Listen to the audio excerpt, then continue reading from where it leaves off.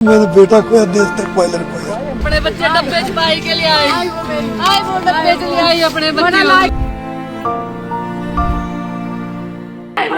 मेरी गोद खाली खाली मेरी गोद। ना तन चाहिए ना धन चाहिए, अमन से भरा ये वतन चाहिए। जब तक जिंदा रहूं सिर्फ मातृभूमि के लिए, जब मरूं तो तिरंगा कफन चाहिए, जब मरूं तो तिरंगा कफन चाहिए। हर पिता को ऐसा बेटा मिले कि सिर्फ पिता को नहीं उस पर पूरे देश को गर्व हो। जी हाँ, हिमाचल की माटी का लाल विंग कमांडर नमन सियाल अब हमारे बीच नहीं है। बीते कल देवभूमि में हर आंख नम थी जब विंग कमांडर नमन सियाल को आखिरी विदाई दी गई। माँ तो माँ होती है, माँ की कोख जब सुनी होती है तो अपने दर्द को वो बयां कर ही लेती है, और माँ ने ठीक बीते कल किया भी वैसा ही। माँ के शब्द ये थे कि मैं अपने बेटे को डिब्बे में डालकर ले आई, मेरी गोद खाली हो गई, मेरा घर सूना हो गया।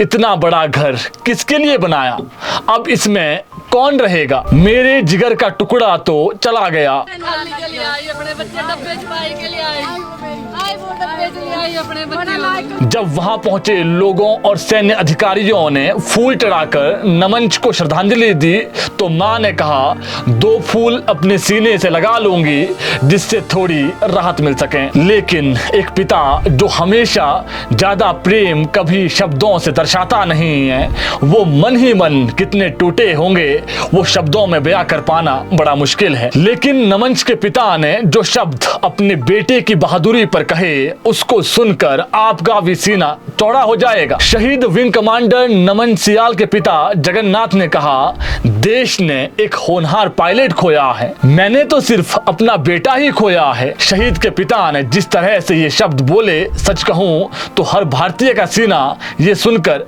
चौड़ा हो गया। वो यही नहीं रुके, उन्होंने कहा, क्षति मेरी भी हुई और देश की भी, ये अवसर बड़े कम लोगों के नसीब में आता है। एक पिता ने शब्दों ही शब्दों में बता दिया कि राष्ट्र सर्वोपरि है। उन्होंने कहा, मेरा बेटा भारतीय वायुसेना के काम आया, यही मेरे लिए गर्व की बात है। विंग कमांडर के पिता जगन्नाथ ने कहा कि मेरा बेटा बहुत होनहार था, मैंने उसको कभी हाथ तक नहीं लगाया, उसने मुझसे कभी मार तक नहीं खाई, न ही मुझे कभी निराश किया। जिस भी प्रतियोगिता में वो भाग लेता था उसमें हमेशा अव्वल रहता था। मुझे फक्र है, मुझे ऐसा बेटा मिला जिसने हमेशा मेरा मान बढ़ाया। जो उसने सोचा वो उसने पाया, ऐसा कोई मुकाम नहीं था जो मेरे बेटे ने सोचा हो और उसे हासिल न कर सका हो। वो जुनूनी था। देश प्रेम क्या होता है शायद मेरे बेटे से अच्छा वो कौन समझ सकता है। देश की आन बान और शान के लिए सर भी कटाना पड़े तो पीछे नहीं हटूंगा। नमन के यही बोल थे जो वो पिता को अक्सर कहा करते थे।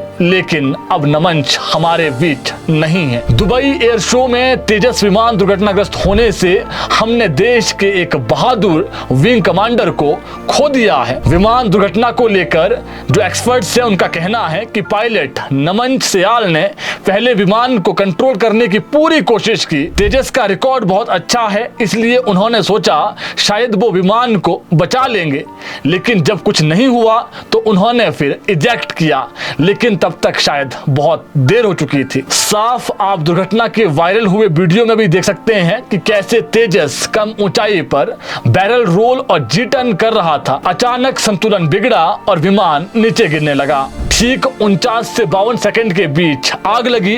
एक छोटा पैराशूट दिखा, यानी विंग कमांडर सियाल ने आखिरी पल में इजेक्ट बटन दबाया, लेकिन ऊंचाई सिर्फ कुछ मीटर थी, पैराशूट नहीं खुल सका, जिसके बाद न वो खुद बच सके न ही विमान। आपको बता दें, सिंगल इंजन वाला तेजस लड़ाकू विमान पूरी तरह से स्वदेशी है। इसकी निर्माता कंपनी हिंदुस्तान एयरोनॉटिक्स लिमिटेड है। ये विमान दूर से ही दुश्मन के विमानों पर निशाना साध सकता है और दुश्मन के रडार को भी चकमा देने की क्षमता रखता है।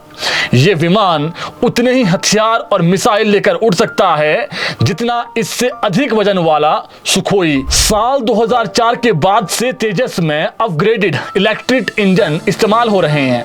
वहीं तेजस मार्क 1 वेरिएंट वर्तमान में F404 IN20 इंजन का इस्तेमाल कर रहा है। मार्क 1A संस्करण में भी यही इंजन इस्तेमाल होता रहेगा, जबकि भविष्य में आने वाले तेजस मार्क 2 में अधिक शक्तिशाली general electric F414 IN S6 engine लगा होगा। तेजस लड़ाकू विमान सुखोई लड़ाकू विमान से हल्के होते हैं और ये 8 से 9 टन तक बोझ उठा सकते हैं। इसके अलावा ये ध्वनि की गति यानी मैक 1.6 से लेकर 1.8 तक की तेजी से उड़ सकते हैं, वो भी 52,000 फीट की ऊंचाई तक। तेजस में कुछ खास तकनीकों का इस्तेमाल किया गया है, जैसे क्रिटिकल ऑपरेशन क्षमता के लिए active electronically scan radar beyond visual range missile, electronic warfare sweet और एयर टू एयर रिफ्यूलिंग की जो व्यवस्था है वो भी इसमें है। इसी साल सितंबर महीने में भारतीय रक्षा मंत्रालय ने हिंदुस्तान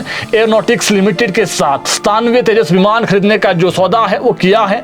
इनकी आपूर्ति 2027 में शुरू होने की उम्मीद है। बाकी दुआ करेंगे हिमाचल की माटी में ऐसे ही वीर और जन्मे जो देश के काम आ सकें। बाकी दिवंगत नमंच को भगवान अपने श्री चरणों में स्थान दें।